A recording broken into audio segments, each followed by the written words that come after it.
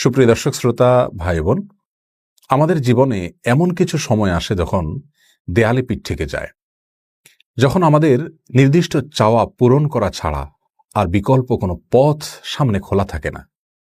এ ধরনের পরিস্থিতিতে আল্লাহ রাব্বুল আলামিনের কাছে আমাদের মনের একান্ত কামনা বাসনাগুলোকে পূরণ করবার জন্য একটি বিশেষ পথ বাতলেছেন আমাদেরকে প্রিয় নবী সাল্লাল্লাহু আলাইহি ওয়াসাল্লাম, আর সেটি হলো ইসমে আযম। ইসমে আযম মানে হলো মহান নাম। আল্লাহ রাব্বুল আলামিনের এই ইসমে আযম তথা মহান নামের মাধ্যমে কোনো কিছু চাওয়া হলে তিনি সেটা পূরণ করেন। এই নামের মাধ্যমে আল্লাহকে ডাকা হলে তিনি সেটাকে সাড়া দেন। এ মর্মে নবী আলাইহিস সালামের অনেকগুলো হাদিস রয়েছে।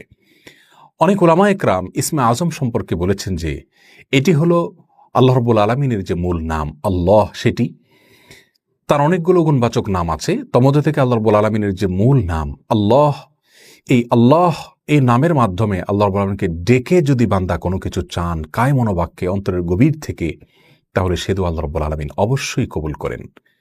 এজন্য কোনো কিছু আল্লাহ রাব্বুল আলামিনের কাছে চাওয়ার আগে যদি আল্লাহ বলে ডেকে ভালোবাসা থেকে, আস্থা থেকে, ভরসা থেকে, কায় মনোবাক্যে দীনতাহীনতার সাথে আল্লাহকে ডেকে যদি কেউ দোয়া করেন, তাহলে সে দোয়া আল্লাহ রাব্বুল আলামিন ফিরিয়ে দেন না। ইসমে আযম সম্পর্কে আরও নির্দিষ্ট করে আমরা নবী আলাইহিস সালামের যে হাদিসটি দেখতে পাই, সেটি তিরমিজিতে বর্ণিত হয়েছে, আরও বিভিন্ন হাদিসের কিতাবে বর্ণিত হয়েছে। সে হাদিস সম্পর্কে বিশ্ববিখ্যাত হাদিসবিদ হাফেজ ইবনে হাজার আল আসকালানী রাহিমাহুল্লাহ ফাথুল বারীতে লিখেছেন যে ইসমে আযম সম্পর্কে সবচেয়ে বিশুদ্ধতম হাদিস হলো এটি। আর সেটি হলো এই যে বুরায়দা রাদিয়াল্লাহু আনহু বর্ণনা করেছেন, এক ব্যক্তি নামাজের মধ্যে একবার কিছু বাক্য বলে উঠলেন। নবী সাল্লাল্লাহু আলাইহি সাল্লাম তার কথাগুলো শুনলেন। তিনি বলে উঠলেন, আল্লাহুম্মা ইন্নী আসআলুকা বিআন্নী আশহাদু আন্নাকা আনতাল্লাহ লা ইলাহা ইল্লা আনত আল আহাদুস সামাদ আল্লাযী লাম ইয়ালিদ ওয়া লাম ইউলাদ ওয়া লাম ইয়াকুল লাহু কুফুয়ান আহাদ। তার মুখে বাক্যগুলো শুনে নবী আলাইহিস সালাম বলেছেন, নিশ্চয়ই এই লোকটি ইসমে আযম পাঠ করেছে। ইসমে আযমের মাধ্যমে আল্লাহ রাব্বুল আলামিনের কাছে কোনো কিছু চাওয়া হলে তিনি সেটা ফিরিয়ে দেন না। এর মাধ্যমে আল্লাহকে ডাকলে তিনি অবশ্যই তাতে সাড়া দেন। এই হাদিসের ভিত্তিতে অনেক মুহাদ্দিসিন ইকরাম বলেছেন এটি হলো সেই দোয়া যেটাকে ইসমে আযম বলা হয়, যার মাধ্যমে এটি পাঠ করার পর আল্লাহর কাছে কোনো কিছু পেশ করলে সেটাকে অবশ্যই আল্লাহ তাআলা পূরণ করেন। মনের যে কোনো ভালো আশা আল্লাহ তাআলা পূরণ করে থাকেন।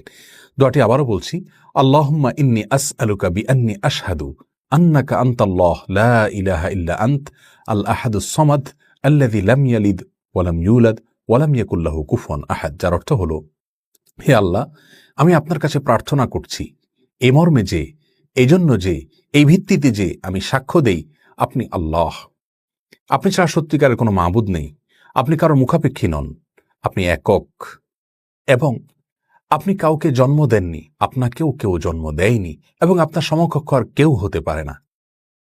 এই বাক্যগুলো পাঠ করে আল্লাহর বড়ের কাছে কোনো চাওয়া পেশ করলে তিনি অবশ্যই সেটি পূরণ করেন।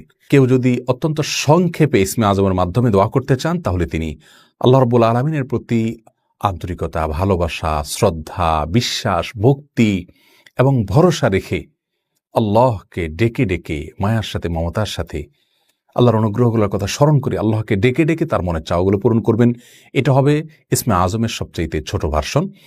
আর যদি কারোর হাতে সময় থাকে, তাহলে তিনি ইসমে আযমের যে দোয়াটি আমরা কথা বলেছি, আল্লাহুম্মা ইন্নী আসআলুকা বিআন্নী আশহাদু আন্নাকা আনতাল্লাহ লা ইলাহা ইল্লা আনত আল আহাদুস সামাদ আল্লাযী লাম ইয়ালিদ ওয়া লাম ইউলাদ ওয়া লাম ইয়াকুল লাহু কুফুয়ান আহাদ। এই দোয়াটা তিনি পাঠ করবেন, করে আল্লাহর কাছে তার চাওয়া পেশ করবেন। জীবনের কঠিন মুহূর্তগুলোতে বিশেষ করে এই ইসমে আযম পাঠ করে আল্লাহর কাছে দোয়া করব, সেটা অবশ্যই আল্লাহ তাআলা কবুল করবেন যদি দোয়ার মৌলিক শর্তগুলো আমরা পূরণ করে থাকি।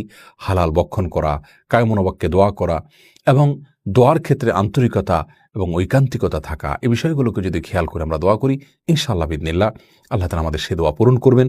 কোনো কারণে সে দোয়া যদি পূরণ হতে আমরা না দেখি, তাহলে সন্দেহাতীতভাবে আমাদের বিশ্বাস রাখতে হবে এটা পূরণ এই মুহূর্তে না হওয়ার মাঝে আমাদের জন্য কল্যাণ নিহিত আছে। আল্লাহ তাআলা এর বিনিময়ে আমাদেরকে আখিরাতে দিবেন।